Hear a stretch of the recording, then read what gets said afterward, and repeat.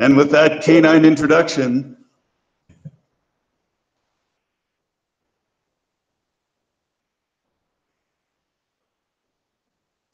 are we ready? Yes, sir, we're live. We're going to convene this meeting of the Council Rock School District Board of School Directors Policy Committee. We have in the room myself, the chairman of the committee, Ed Tate, and two members of cabinet. Barry Desko, Director of K-12 Education. Matt Fredrickson, Director of IT. I would like to point out that Dr. Lambert could not join us this evening. So Barry and I will be tag teaming on policy 209.1 food allergy management. And we will also not be looking at retiring policy 113.4 at this time. 113.4, okay. On the phone, we have two board members and Superintendent Fraser. Gentlemen, do you want to introduce yourselves in alphabetical order? I learned that the other day. I thought that was a good trick. I'm second. We have Superintendent Robert Fraser and Board Directors Joe Hidalgo and Mike Thorward, correct? Correct. Anyone else? No. We'll get started. With 207, confidential communications with students, Mr. Desko, please. Yes, this is a new policy recommended by PSBA.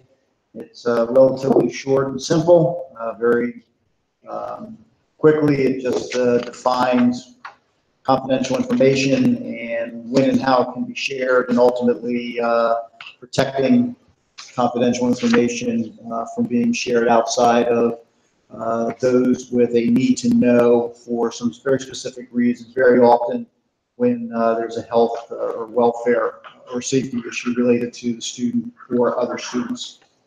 So there was nothing in this policy that's recommended for change. This is a new policy. Any questions on the phone? Yeah, is this the follow-up to the one that we had on the agenda last time? No, Joe, that was a different policy. That was one of the ones Chuck was going to go over this evening, but because he's not here, and we're also still waiting for feedback from the solicitor on that. What we're trying to do is, I believe it's policy 113. We're going to roll that into policy 216. Okay.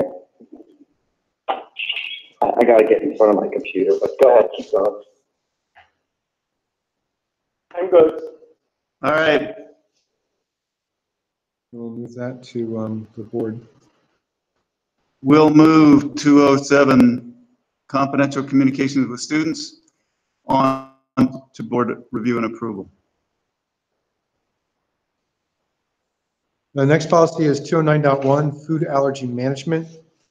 Dr. Lambert did have a couple of changes in here. Basically, he removed, in the document, it said he removed references to disabled in a couple of locations because he felt that the definition in the document was fine without the inclusion of those terms. When you read the policy where he's removed those, I believe it's in 2 locations, I believe the policy reads fine. So what we're looking at has the word disabled, but... Well, in section on page 2 of 4, it says students with food allergies may be identified, evaluated, and I see the straight through, yeah. to be in need of appropriate accommodations, substitutions, modifications. He removed determined to be disabled, in which case the district shall make, because I agree with him, it doesn't make sense to have that in there. No. And yeah, that's... And then under accommodating students with non-disabling special dietary needs, he also removed where it says, but who do not meet the definition of disability, and just says a non-disabling special dietary need, such as food intolerance or allergy that does not cause a reaction that is disabling. So once again, his removing of those terms, I believe, is more encompassing of students who might have issues. Yeah. And that first one, I wouldn't consider a food allergy to be disabling. No. Gentlemen, any concerns or questions about this policy? Yeah. I had read that earlier, this is Joe. I read that earlier where he was talking about, I just don't, all I see is the new food and allergy management document now, so I'm just wondering where it was crossed out, where we changed that, what you guys are talking about. We're talking about 2 and 9.1? Yes, sir, 209.1. It's new policy. It's possible that if you're looking online, the version you have may have had that sentence removed. Okay, yeah, everything's highlighted on this one. Okay, good. Seeing it changed the disability, took that wording out, and it was fine to me. There, I see it crossed out. Got it. Okay, good. Yep, I'm fine. I'm fine. Okay, there are no concerns about this one. We will move forward with 209.1 to the board's review. 212, reporting student progress. Mr. Desko. Yeah, so PSBA recommended a number of changes to our current policy, and after reviewing that, I had a couple of suggestions for consideration. Most especially under guidelines, I believe that we should be reporting to both student and the parent guardian, providing ample warning of pending failing grade rather than just the parent. And I recognize that certainly those conversations need to be age appropriate, but certainly students should know their progress or lack of progress in terms of their grade for a reporting period. And the second one, if you go down to the next to the last paragraph, it says grade reports shall be issued at intervals of not less than 6 weeks, which is the same as our current policy. I just don't know if that language is helpful, because that means you can provide a report card at the end of the year, and that would not be less than 6 weeks. Seems to me that we should consider writing grade reports shall be issued multiple times each year. Currently, as you know, and I guess I would even question whether or not we follow that policy now, because at the secondary level, we provide midterm grades at 4-week intervals, not even 6-week intervals. So it seems to me that if we were to issue grade reports, that we would just want to indicate they're multiple times each year. And then below that, it says that we would conduct on a periodic basis how we report student progress. So the number and ways in which we do that can certainly vary if we stay a little bit more general in that statement. So you're suggesting striking the not less than 6 weeks and replacing changing it to? Yep. Grade reports shall be issued multiple times each school year. Makes sense to me. Good with that. Me too. It makes sense, Barry, because that's what we do. Correct. Yep, that makes sense to me. And then under guidelines, the only other one was we would say both student and parent guardian shall receive ample warning of a pending failing grade for the reporting period. I mean, the student needs to be a part of the conversation if they're going to be aware and make any effort or attempt to try and change that progress. Right, and that's just best practices again. Yes.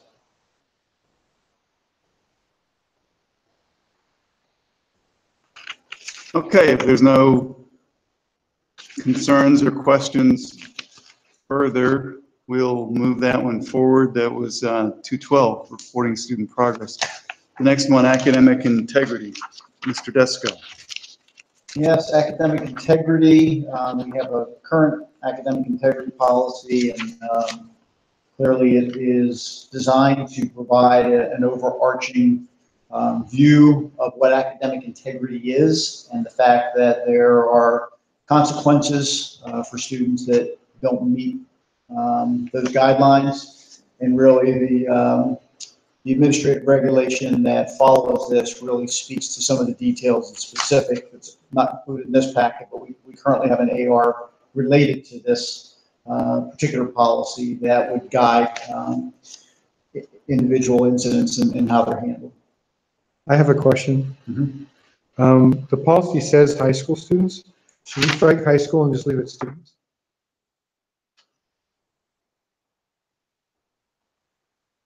Like under authority, it says, the board directs the superintendent to publish guidelines for students in high school that clearly outline the consequences for any violation of this policy. And then under delegation of responsibility, once again, it says academic misconduct for high school students.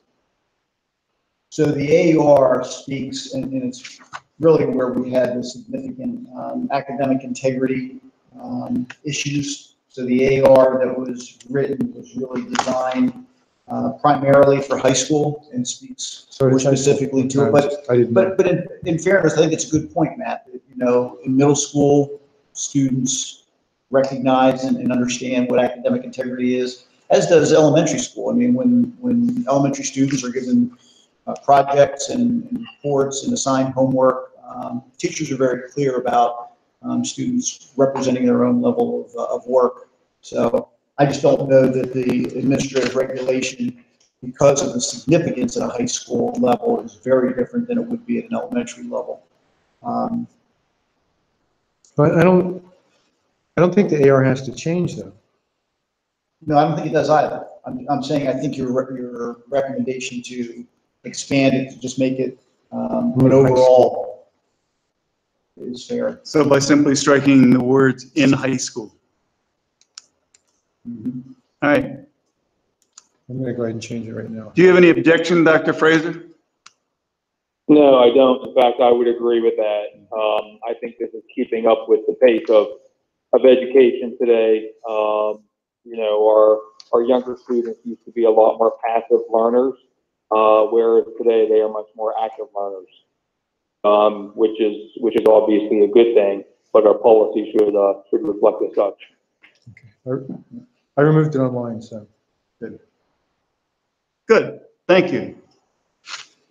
Then we'll move on. So that one moves to the board then? It does. Thank you. Thank you. Promotion and retention, 215, Mr. Desco. Yes, promotion and retention speaks to guidelines that schools would follow, both the teacher and administrator. If there is any thought that a child should not be promoted to the next grade level, certainly it's a holistic approach, looking at a number of issues related to a child, not only the academic, the emotional, et cetera, to determine whether or not there's a belief that the child should be promoted to the next grade. I mean, it's currently what we follow.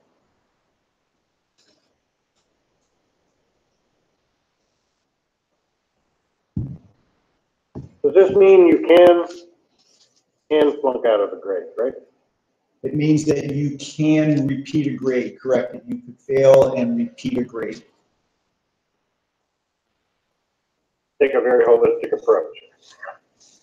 It is. I mean, the core of this is whether or not a student is able to master the academic standards that have been established for a particular grade level. So, I mean, that's the starting point. But when you look at that, reasoning related to attendance that may have impacted that, whether there's any social, emotional issues. So, you know, certainly those have to be included in the conversation. This is Joe. So also I saw that the teacher would have to recommend it, and also, but the teacher, I mean, the principal, building principal will have the final responsibility of determining promotion or retention, so they could override the teachers if the parents had input either way, promote or retain. Is that right? That's correct. And what in the few cases where we do have this, it's a team approach. The counselor is a part of the conversation. The principal, the teacher, could be an IST teacher at an elementary level. So yes, there clearly are a number of people that are a part of the discussion to determine this promotion. It's also important to know that specific to middle school and high school, it's credit determination that determines a student moving to another grade level. So students must pass certain courses. So it's a little bit more objective by credit at the middle school and high school level, and slightly more subjective, but still linked directly to mastery of the academic standards at the elementary school. Mm-hmm. But what if what if a parent wants to hold back a kid? Like, let's say there was in the day they used to have pre-first, you know, something along those lines. They don't have that now. So does this speak to parents' right to request retention for, let's say, somebody in younger grade? It does not. Occasionally, we do have parents who recommend or request that their child be retained. Again, that just sparks a committee of folks at the school level to sit with the family, to hear the concerns, to listen to the reasoning and rationale, and also to explain the school's position about maybe the pros and cons of that decision. Because clearly, if the parent is requesting retention, the school has already determined that the student can indeed move on to the next grade level. Okay. Or maybe they're proactive before they do that. I'm sorry? They may, before oh, you could be right, but maybe someone's more proactive, like during the IEP process or something like that, might.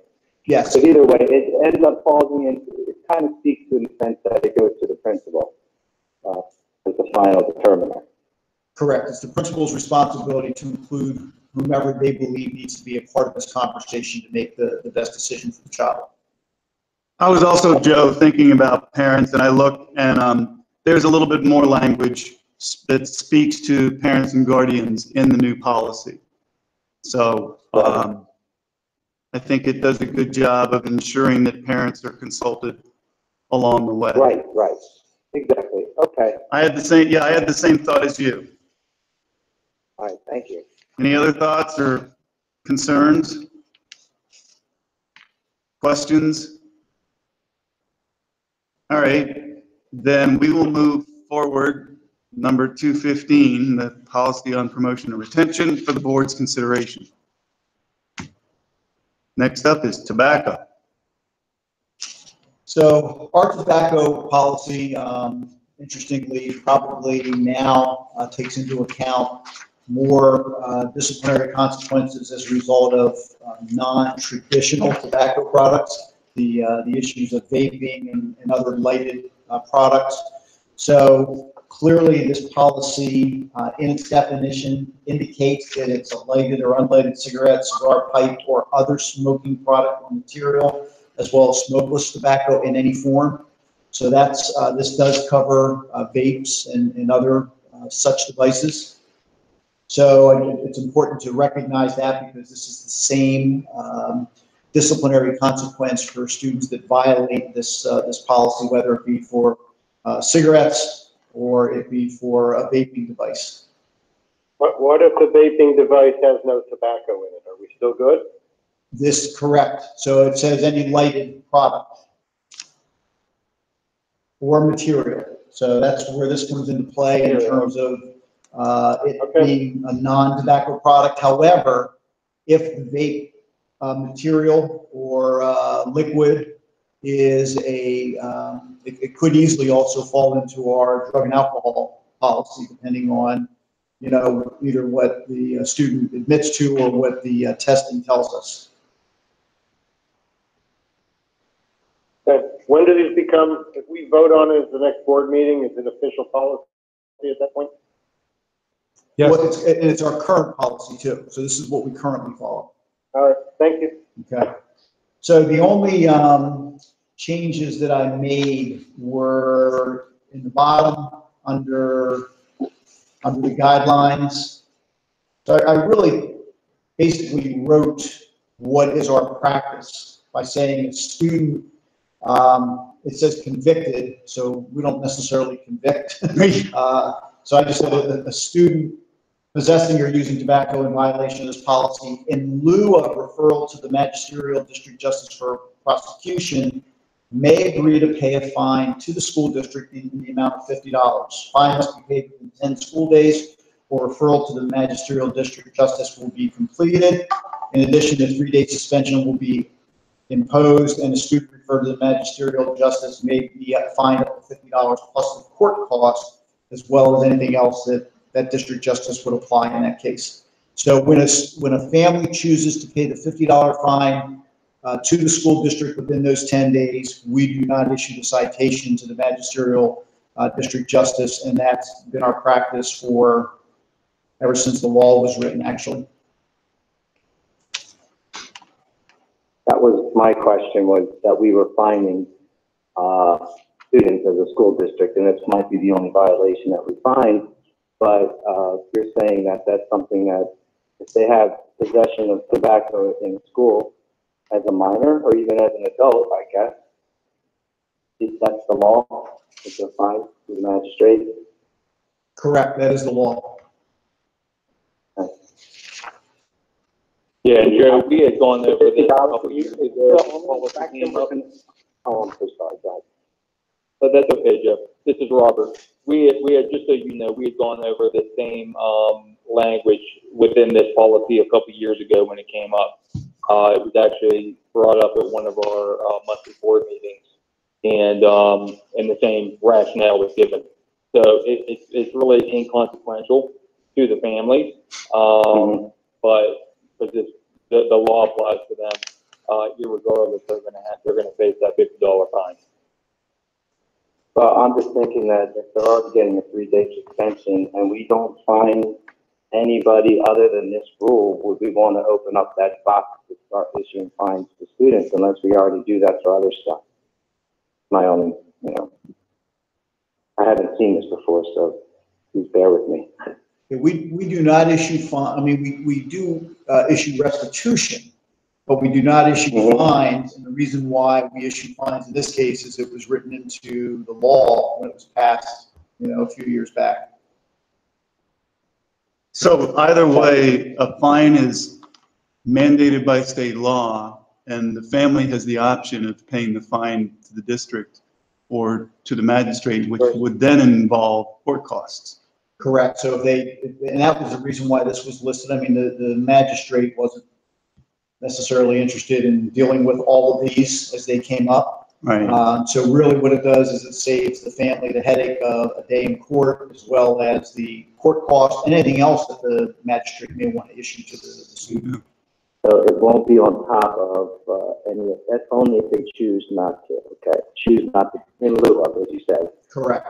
So they'll understand that, because, people don't want to be thinking that their kids are getting fined at school from the school district versus maybe the money should still go to the municipality or something. But I don't know, as long as Rob Cox says it's okay, I guess we're okay. Okay. So there aren't great questions from the existing policy to the new one. All right, we'll move forward. 222 for board review. Next is 223, use of bicycles, motor vehicles, skateboards. So, a couple changes to this policy. I guess under authority, really what we have more of are scooters that students are riding in according to our elementary principals. So I just thought that it'd be wise to add that the board shall permit the use of bicycles and scooters by students in accordance with administrative regulations. And rather than being general and saying provided that students have been granted permission, really it's provided that elementary students are granted permission by the principal and get parent permission.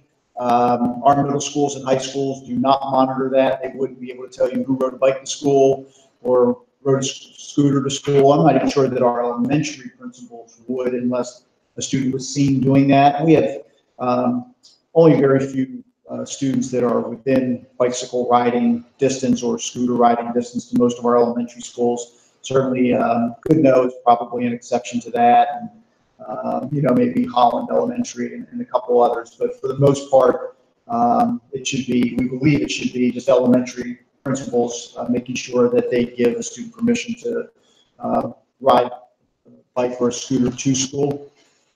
So that was the first change.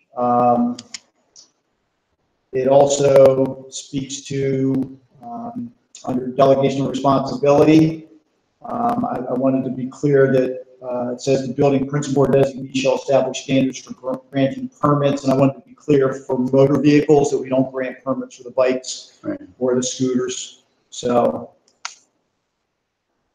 There's a minor point, but you added scooters above, so should we add scooters to the sentence right above the header delegation of responsibility where it says the board shall not be responsible for bicycles and motor vehicles. Do you want to add scooters there? That's probably All right. worthwhile. Yeah, razor scooters. Those are fun. Mhm. Unfortunately, my kids outgrew them. I didn't know we prohibited motorcycles. I don't think I've ever seen. Do you want it here? Is this where you wanted it? Bicycles? Up, all the way up top. No, down there. That line. Bicycles? Bicycles, comma, scooters, comma, and motor. Or no, we don't use the penalty. Right there, the purpose too. Go up the top, purpose first. All right. See where it says bicycles and motor vehicles, bicycles, scooters, and motor vehicles. Is that the one you were referring to? Actually, it should be there, Right. and it also should be down there. Down one more line. Like, not one more, I'm sorry. Bicycles, comma. Bicycles, Yeah, so there's two and places. motor Yeah. vehicles. It's nitpicking, but you know, Jerry couldn't be here, so somebody has the job. See, you bring up a good point about the motorcycles. I'm not sure what we would do if somebody applied for a permit with a motorcycle. I don't know if anybody has any thoughts on that, but it is a motor vehicle, I guess, in terms of, Well, my personal feeling about motorcycles is that I think prohibiting them is a good idea. And then the day that somebody wants to appeal that, then we can reconsider it. Fine, works for me. Does anybody object? I think motorcycles are registered vehicles. Yeah, that's what we were just discussing. I don't know if you can prohibit half of them and not the others, if Sure you can. they're allowed by law. I don't know. I think we can do whatever we want. And that's what I'm saying. This policy and the existing policy prohibits motorcycles. So apparently there's not been a flood of complaints. Now, staff, we do have staff members that ride motorcycles to school. So there are motorcycles on school property. Yeah. But there are. A DMV registered vehicle, I don't think you can ban that. Unless it's about like a class, certain class. Joe, we actually do have the ability to do that. Is it currently that way? I'm not gonna ask not to reverse. Yeah, Yes. the policy is currently that way. This came up a while ago. I think Jerry and Rob Cox had a very lengthy discussion about it. But, yes, we can, it is in the policy, and yes, we're allowed to say no motorcycles. I'm good there. All right. So I just wanted to know, motorized, obviously battery motorized scooters is what you're talking about with razors. Some of them are motors, have electric motors. Those are okay?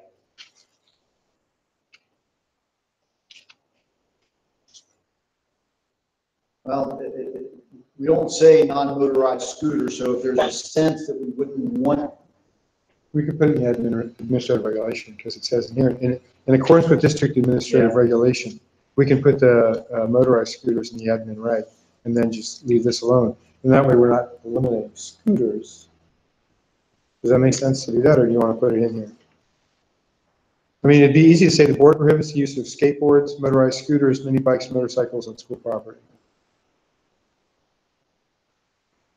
yes, I would say motorized, we would want to include that as a non, yes, we would prohibit motorized scooters. I agree. Good point. So Right, I agree afterwards, as well. I like them, but yeah, I think there's something. after skateboards, And now- motorized scooters, e-bikes. Good. Yeah, I agree. Did you do under delegation, did you put, operating parking lot for bicycles, motor scooters? Yeah, right there, bicycles, scooters, and motor vehicles. Put it under delegation. Good. Well, I'm gonna have to jump off in a couple of minutes, just so you know if you don't hear me anymore. All right, Joe, thank you for being with us. Thank you. Bye-bye. Thank you. Can we move ahead? More to go, don't we? What's that? Only have one more, right? Two more. Two more. All right. We'll move. I'm still here. All right, we are moving number 223 ahead for board review. So we're on 224, care of school property. Mr. Desko, please. Yes, 224 is a relatively simple policy speaking to students' expected care of our school district property, including supplies and equipment, and the fact that we would have administrative regulations speaking to violations of the policy, most specifically anything related to vandalism, would be reported to the board, as well as an expectation for restitution.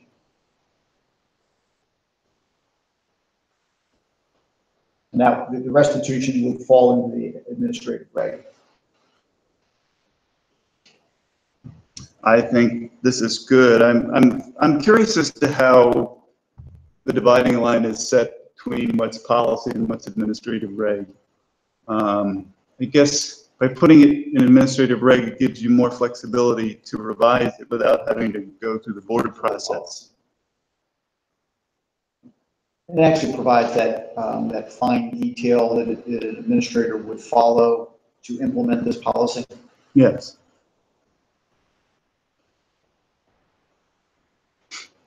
Well, I like the idea that it says the board may report to appropriate juvenile authorities so that it's not mandated. Right. Are there any other significant changes from the existing? I don't think there was an existing, was there? I didn't see an existing there. Okay, It's hard to cross-reference all the names. it's fine by me. Sometimes it's by different title. But what- 218.6 was care of school property. So it was renumbered, that's why I couldn't Yes. find it. My fault, sorry. Would this cover tablets and, devices assigned to students? Yep. It includes school supplies and equipment entrusted to the student's use. Plus, I assume when we give a device to a student, they sign, or the parent signs a form. We don't issue specifically to a student. In other words, hey, what's your, what do they all agree to? What's the title of that? Laptop owner, electronic equipment agreement. There's a contract that they sign when they get issued a device. Okay. Right, it's about following the Yeah, guidelines yeah, for acceptable appropriate use use, policy, acceptable all that. use policy. That's what I was thinking of, yes. Yeah. Joe Fidel. Has left the conference. Goodbye, Joe. So we're good with 224? Mike, Robert, any questions or comments on 224, suggestions? I'm good with this one. I'm good. All right, we'll move 224 ahead for board review. Notice I stopped saying and approval because I don't want to be making assumptions. Presumption. This is our last one for tonight. It is, then we'll talk about 214. All right. 226 searches. Mr. Desko, please. So 226 is, and rightfully so, a pretty lengthy and detailed policy speaking to searches of students and student property, defining what a search is, what can be searched, and what the guidelines are for school staff in conducting the search of students and/or students' properties. So clearly a lot of information. It certainly is in line with what our current practices are and what with guidance we've been given by our solicitor about how to conduct a search, what we should and shouldn't be searching, and under what conditions. And as always, this has been reviewed by our solicitor. Probably all of these. No, No, this has not been reviewed by the solicitor. I have not asked for his review. I can certainly do that. if you would, please. I'd be happy to. I think this one's sensitive enough. I wouldn't ask that of other ones, Yeah. but this one I think it's sensitive enough. Thank you, Matt. So if he comes I back don't have a with, problem with them moving forward once Rob or someone from the doc looks at it. that was going to be my question, okay. You, Ed, No, not at all. Robert, you're okay, right? Yes, sure. Yeah, let's just have Rob look at this one. Yeah, so we're agreeing to move this forward pending review and approval by our solicitor. What I think we're doing. Yeah, I think this is important because it also speaks to search dogs, which we employ on occasion, Correct. random occasion, correct? Correct. It's a good thing.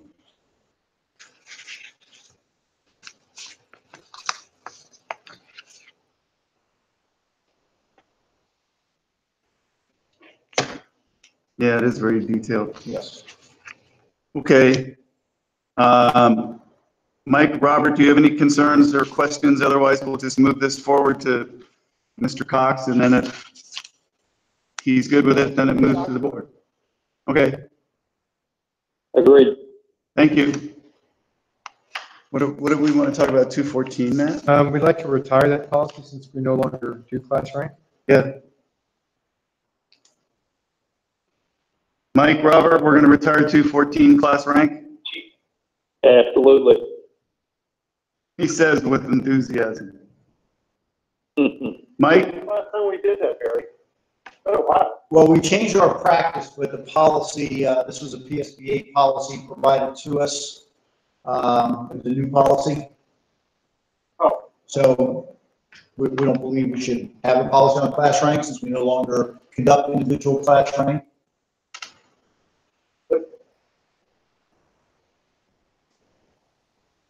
Yeah, I agree. All right, well, then, Now, that will go to the board for its consideration.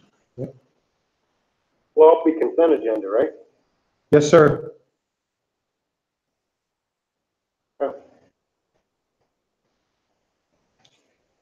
To take that completes the agenda. I think we've covered the agenda. Any public comment? No. Any board comment? That would be you, Mike. I'm fine. These were actually very straightforward policies. I didn't see anything controversial whatsoever. So that's why we got through them so quickly. Yeah, good. Robert? You guys ran a good meeting there. How about that? Well, I give all the credit to Matt and Barry, and thank you for your participation. This meeting's adjourned.